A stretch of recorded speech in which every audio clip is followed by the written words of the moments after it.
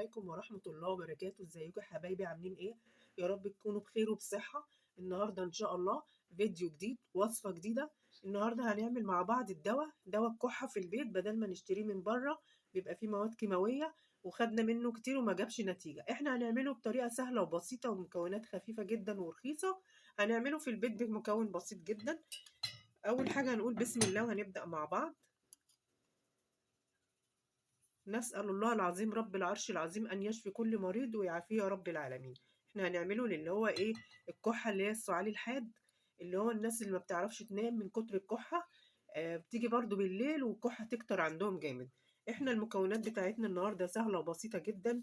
أول حاجة أنا جبت كزرونة كده على النار، وهجيب معلقتين كبار من السكر، معلقتين يبقوا مليانين كبار كده من السكر. احنا هنعمله في البيت بمكونات طبيعية وإن شاء الله هتجيب معاكم نتيجة حلوة قوي. أهم حاجة بس النار تبقى واطية، يعني إيه، ما نعليش عليها علشان السكر إيه ما يتحرقش معانا. هنقلب كده، إحنا عاوزين اللون بتاعه يبقى إيه، اللي هو مكرمل يعني. لما نعمل الحاجات دي في البيت من مكونات طبيعية حلوة أحسن إيه ما نجيب الكيماويات، برضو بتبقى ليها تأثير مش كويس على الجسم. هنعمله في البيت بطريقة سهلة وجميلة جدا هتعجبكم، وهتجيب معاكم نتيجة ممتازة ومجربة. على فكرة الدواء دوت كانوا بيستخدموه زمان، كانوا بيعملوا طبعا الحاجات في البيت وكانت بتجيب معاهم نتيجة ممتازة. الحاجات الطبيعية حلوة جدا، ربنا خلقها لنا فيها فوائد عظيمة. أنا محتاجاها اللون بتاعها يبقى محمر شوية كده.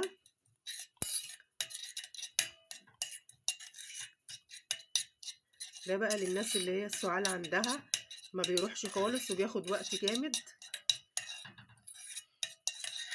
هم محضرين مية جنبينا، كوباية مية. طبعا اليومين دول نحافظ على نفسنا من البرد المنتشر، ونلبس كمامة واحنا خارجين، ونقوي مناعتنا بالحاجات اللي هي ايه الطبيعية زي اليانسون. وعاملين احنا مشاريب مع بعض كتير. كده اللون عندي، انا محتاجة اللون كده، محتاجة اللون يبقى محمر كده. هجيب بقى المية، كوباية مية، احطها على النار وهقلب. هي هتسيح معايا، هتدوب معايا خالص. هنيجي بقى المكونات بتاعتنا اللي هنحطها على الدواء بتاعنا.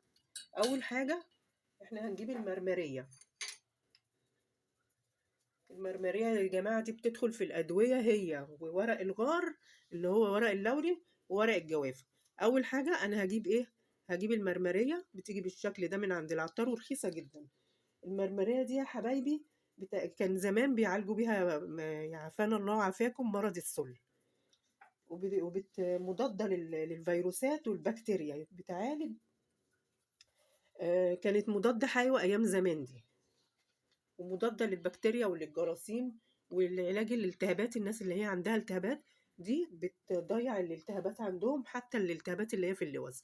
هناخد معلقة منها وهنحطها على ايه، على السكر اللي احنا كنا عاملينه، واقلبها كده. الحاجات الطبيعية دي جميلة جدا، ما فيهاش مواد كيماوية مش هتضرنا يعني. بس طبعا يعني في ناس معينة ما ينفعش تاخد الوصفات اللي احنا بنعملها، زي السيدة الحامل ما ينفعش تاخدها، علشان الحامل دي بيبقى ايه يعني حساسة شوية. هنيجي بقى هنا المكون التاني بتاعنا، ورق اللوري او ورق الغار. ورق اللوري ده برضو بنجيبه من عند العطار موجود. انا همسكه وهكسره، مش هحطه سليم كده، هكسره كده مع بعضينا. ورق الغار ده مضاد برضو للفيروسات والبكتيريا، وبيعالج الانفلونزا وامراض البرد. الناس اللي عندها اليومين دول امراض برد وانفلونزا، وبيعالج التهابات الشعب الهوائية المزمنة. والسعال برضو، السعال اللي هو الحاد بيقلل منه، وبيساعد على طرد البلغم اللي هو ايه موجود على الصدر وعلى في الزور، وبعض التهابات الجهاز التنفسي. هنيجي بقى لاخر مكون عندنا اللي هو ايه، اللي هو ورق الجوافة. انتوا عارفين طبعا اي دواء بتاع كحة برضو بيحطوا فيه ايه، دواء ورق الجوافة ده. ورق الجوافة دوت بيقوي المناعة ومضاد للأكسدة، وفيه فيتامين سي اللي هو بيقاوم أمراض البرد اليومين دول، وبيعزز من صحة القلب، وكمان بيقوي الجهاز المناعي. هناخد كده منه زي 4 ورقات او 5، وبيعالج نزلات البرد والكحة والسعال الحاد. هنكسره برضو كده علشان ايه ناخد الفايدة منه من جوه.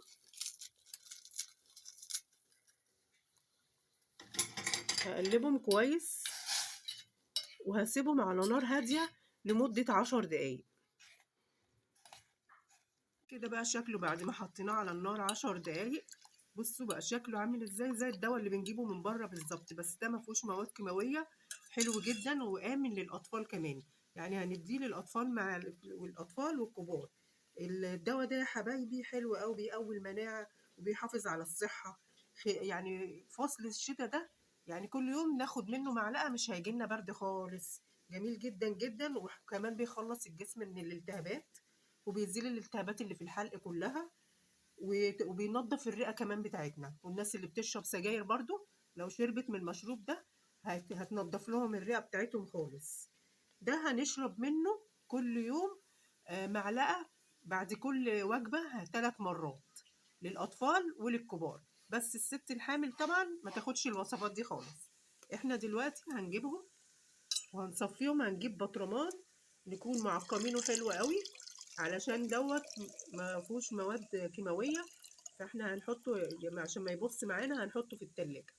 بطرمان يكون نضيف حاطينه في مية مغلية وننشفه كويس، ونحط منه في التلاجة وناخد ايه كل يوم منه 3 معالق في اليوم. ده مقوي جميل جدا جدا للجهاز المناعي. الناس اللي عندها الكحة او الكحة المزمنة ما بتعرفش تنام بالليل منها، ده جميل جدا جدا، هيعجبكم قوي وهيجيب معاكم نتيجة ممتازة. ده متجرب وجايب نتيجة حلوة. كان زمان بيستعملوه قبل المضادات الحيوية والكلام ده، كان بيجيب معاهم نتيجة حلوة قوي قوي قوي. كده خلصنا الفيديو النهاردة بتاعنا. استنونا برضو في وصفات جديدة وحاجات كويسة قوي هتعجبكم. لو عجبكم بقى الفيديو ما تنسوش ما تبخلوش علينا بلايك واشتراك وتفعيل الجرس عشان يوصل لكم كل جديد. والسلام عليكم ورحمة الله وبركاته.